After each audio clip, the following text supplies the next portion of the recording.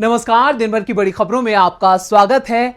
आज इस बुलेटिन में बात होगी कर्नाटक में राहुल ने कैसे चला बड़ा दांव, एमपी में प्रियंका गांधी की एंट्री से परेशान बीजेपी की, महाराष्ट्र में उद्धव ठाकरे से डरी बीजेपी की, ज्योतिरादित्य सिंधिया को लगे बड़े झटके की।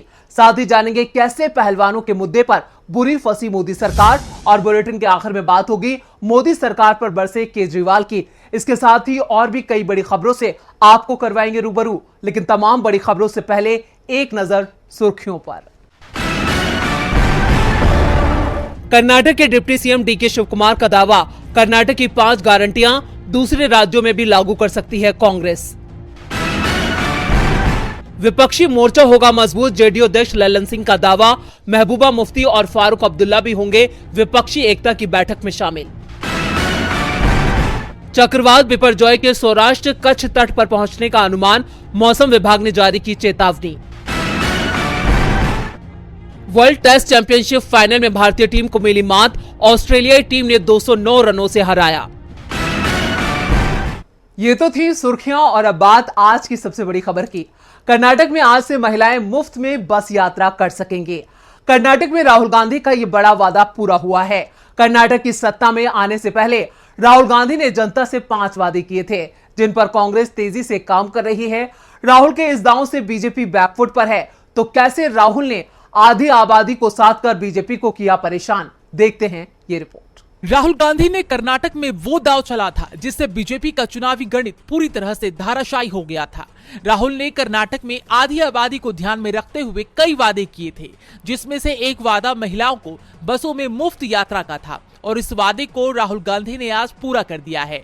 शक्ति योजना के तहत अब महिलाएं बसों में मुफ्त यात्रा कर सकेंगी। इसको लेकर राहुल ने कर्नाटक महिला के साथ अपनी सेल्फी साझा करते हुए लिखा है कि आज से कर्नाटक में हर महिला के लिए बस यात्रा निःशुल्क।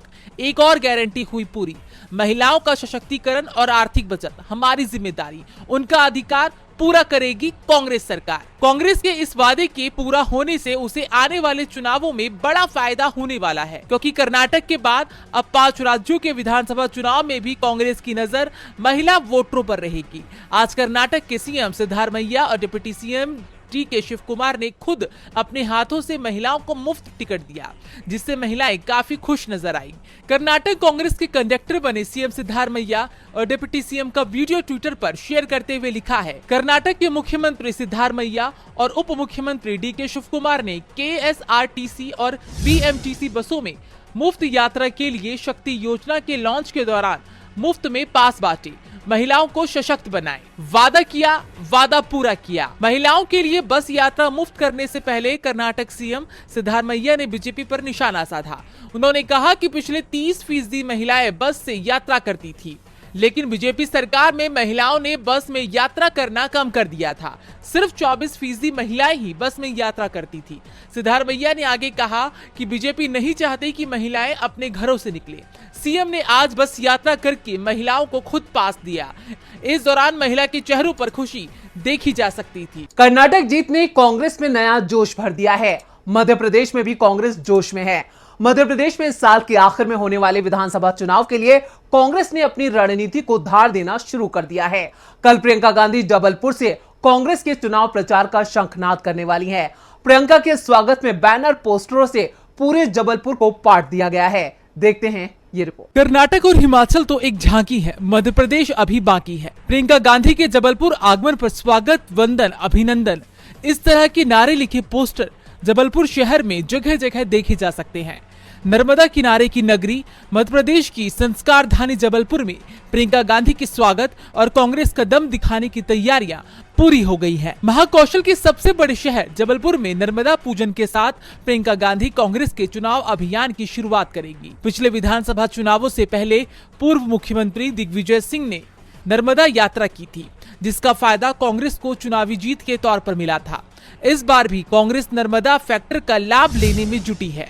नर्मदा पूजन के बाद प्रियंका गांधी एक जनसभा को संबोधित करेंगी और इसके साथ ही वीरांगना रानी दुर्गावती की प्रतिमा स्थल पर भी जाएंगे। खबर है कि प्रियंका भंवरताल उद्यान में स्थापित रानी दुर्गावती की प्रतिमा को श्रद्धा सुमन अर्पित करेंगे। इस दौरान आदिवासी लोक संस्कृति की झलक नजर आएगी। आपको बता दें कि रानी दुर्गावती की प्रतिमा पर जाकर कांग्रेस आदिवासी वोट बैंक को साध सकती है। यहाँ के गोंड आदिवासी रानी दुर्गावती पर बहुत श्रद्धा रखते हैं। कांग्रेस ने 2018 में महाकौशल में अनुसूचित जनजाति के लिए आरक्षित 13 में से 11 विधानसभा सीटों पर जीत हासिल की थी, जबकि बीजेपी को केवल 2 सीटें मिली थी। इस बार भी कांग्रेस आदिवासी वोट पर अपनी पकड़ खोना नहीं चाहती है। देखना दिलचस्प होगा कि प्रियंका गांधी क्या मध्य प्रदेश में भी कर्नाटक और हिमाचल प्रदेश की तरह कांग्रेस की सत्ता वापसी करवाएंगी। एमपी में प्रियंका गांधी की एंट्री से बीजेपी परेशान है, तो महाराष्ट्र में बीजेपी उद्धव ठाकरे से परेशान है। महाराष्ट्र में बीजेपी ने शिवसेना में फूट डलवाकर शिंदे गुट के साथ गठबंधन सरकार तो बना ली, लेकिन बीजेपी के दिल से अब तक उद्धव ठाकरे का खौफ नहीं गया। संजय राउत का दावा है कि बीजेपी आज भी उद्धव ठाकरे से डरती है। क्यों, देखते हैं ये रिपोर्ट। अमित शाह ने शनिवार को महाराष्ट्र के नांदेड़ में उद्धव ठाकरे पर धोखा देकर कांग्रेस एनसीपी की गोद में बैठने का आरोप लगाया और कहा कि ठाकरे ने वादा खिलाफी, जिस पर अब उद्धव ठाकरे गुट के नेता संजय राउत ने केंद्रीय गृह मंत्री अमित शाह पर पलटवार किया है। संजय राउत ने कहा है कि नांदेड़ में अमित शाह 20 मिनट के भाषण में 7 मिनट उद्धव ठाकरे पर ही बोले, जिसका मतलब है कि मातोश्री का दबदबा अब भी कायम है। अमित शाह पर निशाना साधते हुए संजय राउत ने कहा कि शिवसेना पार्टी तोड़ दी गई और धोखेबाज लोगों को पार्टी का नाम और चिन्ह दे दिया गया। इसके बाद भी ठाकरे और शिवसेना का डर दिख रहा है। ये डर अच्छा है। आपको बता दें कि अमित शाह ने शनिवार को नांदेड़ में महाराष्ट्र चुनाव के नतीजों का जिक्र करते हुए कहा था कि मैं पार्टी का अध्यक्ष था, मैं और देवेंद्र जी बातचीत करने गए थे। उद्धव ठाकरे ने स्वीकार किया था कि बहुमत अगर एनडीए को मिलता है तो देवेंद्र फडणवीस महाराष्ट्र के मुख्यमंत्री होंगे।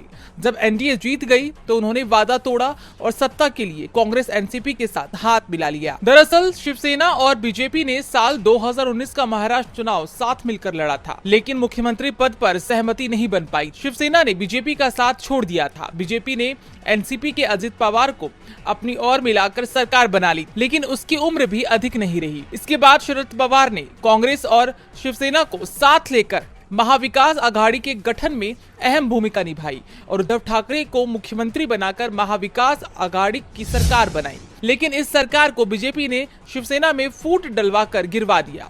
अब शिवसेना के एकनाथ शिंदे के साथ बीजेपी सत्ता में है। बीजेपी उद्धव ठाकरे से अलग तो हो चुकी है, लेकिन उसे डर है कि अगले साल होने वाले चुनाव में उद्धव ठाकरे उस पर भारी पड़ जाएंगे।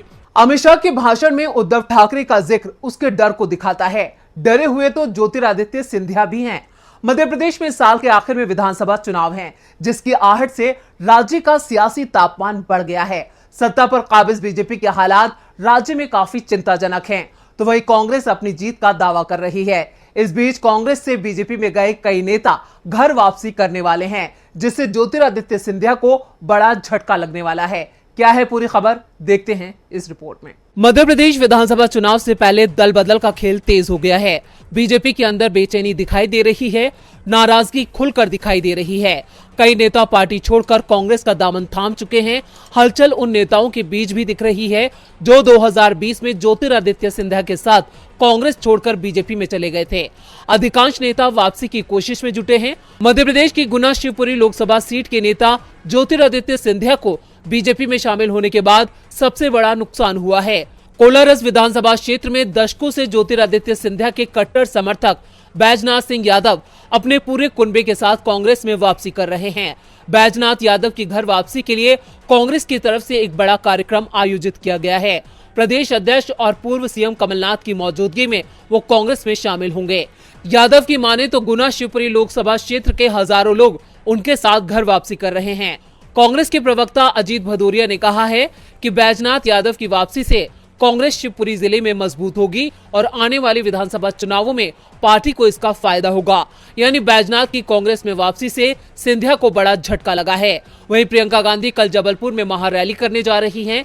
इस रैली से भी बीजेपी परेशान है। वैसे मध्य प्रदेश बीजेपी में घमासान मचा है। ज्योतिरादित्य सिंधिया बीजेपी नेताओं के निशाने पर हैं। बीजेपी के नेता ही आरोप लगा रहे हैं कि सिंधिया के आने से पार्टी को कोई फायदा नहीं हुआ है, उल्टा नुकसान हुआ है। वहीं अब बैजनाथ की घर वापसी से भी सिंधिया घाटे में हैं। सिंधिया को हुए इस नुकसान से बीजेपी भी मुश्किल में है। मुश्किल में तो बृजभूषण भी है। पहलवानों के मामले में अब एक नया मोड़ आ गया है। इस मामले में दिल्ली पुलिस ने महिला पहलवानों से बृजभूषण पर लगे आरोपों के सबूत तलब किए हैं, जिसका दावा एक रिपोर्ट में किया गया है। क्या है पूरी खबर, देखते हैं ये रिपोर्ट। बृजभूषण के खिलाफ पहलवानों का प्रदर्शन फिर से शुरू होने वाला है। हरियाणा के सोनीपत में शनिवार को पहलवानों की महापंचायत हुई है। इसमें कुश्ती संघ के अध्यक्ष रहे बृजभूषण शरण सिंह की गिरफ्तारी की मांग को लेकर फिर से चर्चा हुई।